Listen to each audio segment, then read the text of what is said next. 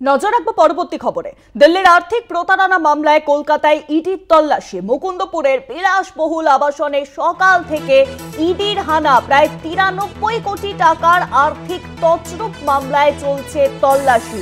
আবারও শহর কলকাতায় চলছে ইডির তল্লাশি। মুকুন্দপুরের বিলাসবহুল আবাসনে সকাল থেকেই ইডির হানা। কেন ইডির হানা?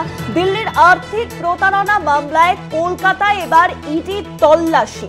মুকুন্দপুরের বিলাসবহুল আবাসনে সকাল থেকে ইডির হানা। প্রায় 93 কোটি টাকার আর্থিক তছরূপ মামলায় চলছে তল্লাশি। 93 কোটি টাকার আর্থিক তছরূপ মামলায় এই তল্লাশি চলছে।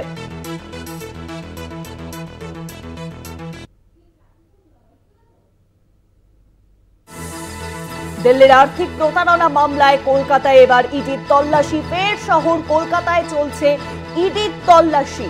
দিল্লির আর্থিক প্রতারণা মামলায় শহর কলকাতায় ফের শুরু হয়েছে ইডির তল্লাশি। মুকুন্দপুরের একটি বিলাসবহুল আবাসনে সকাল থেকেই ইডির হানা। সকাল থেকেই কিন্তু তল্লাশিতে নেমে পড়েছে এনফোর্সমেন্ট ডিরেক্টরেট। প্রায় 93 কোটি টাকার আর্থিক তছরূপ মামলায় এই তল্লাশি চলছে।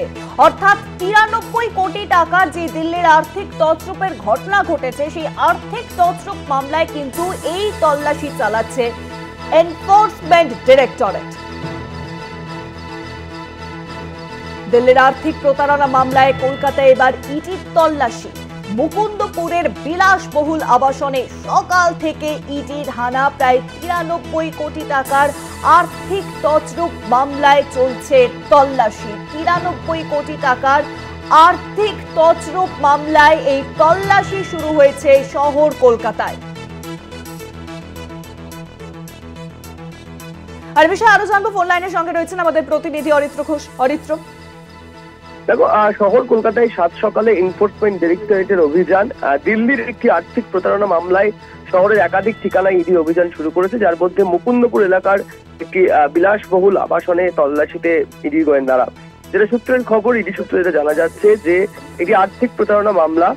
দিল্লির এক দম্পতি সেবিতে মামলা করেন। তারা অভিযোগ করেন যে 93 কোটি টাকা অ্যান্থনি এবং তার সংস্থা BRH ওয়েলথ ক্রিয়েটর নামে কলকাতার একটি কোম্পানি, তারা সেই টাকা হাতিয়ে নিয়েছেন। এবং ইডির কাছে সেই অভিযোগ যাওয়ার পরেই ইডি তৎপর হয়েছে এবং লেসলি অ্যান্থনি নামে এক ব্যক্তির খোঁজে ইডির তরফ থেকে এই তল্লাশি অভিযান শুরু হয়েছে। এবং যে বিলাসবহুল আবাসনে ইডি গোয়েন্দারা সকালে পৌঁছে গিয়েছেন, সেই ফ্ল্যাটটি লেসলি অ্যান্থনি ভাড়া নিয়েছিলেন প্রায় বছর খানেক আগে। পরে অবশ্য লেসলি অ্যান্থনি নিজে ওই ফ্ল্যাট ছেড়ে অন্য ঠিকানায় চলে গিয়েছেন। যদিও তিনি একটি বেসরকারি ব্যাংকে চাকরি করেন এবং ব্যাংক লেনদেন সংক্রান্ত যে আর্থিক তছরূপ মামলা, সেই মামলাতেই কিন্তু লেসলি অ্যান্থনির নাম উঠে এসছে। উল্লেখযোগ্যভাবে বিনিয়োগ এবং শেয়ার কেনাবেচার উপর লক্ষ্য রেখে এক ব্যক্তি বেশ কিছু নাম্বার জোগাড় করেন এবং সেই ব্যক্তি নির্দিষ্ট কিছু শেয়ার কেনার জন্য প্রভাবিত করেছিলেন বহু মানুষকে।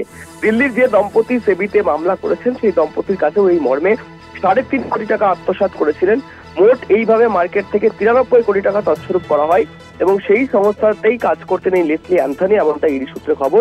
তাই লেসলি অ্যান্থনির খোঁজেই কিন্তু শহরের অর্থাৎ মুকুন্দপুরের এই বিলাসবহুল আবাসনে ইডির তরফে তল্লাশি অভিযান।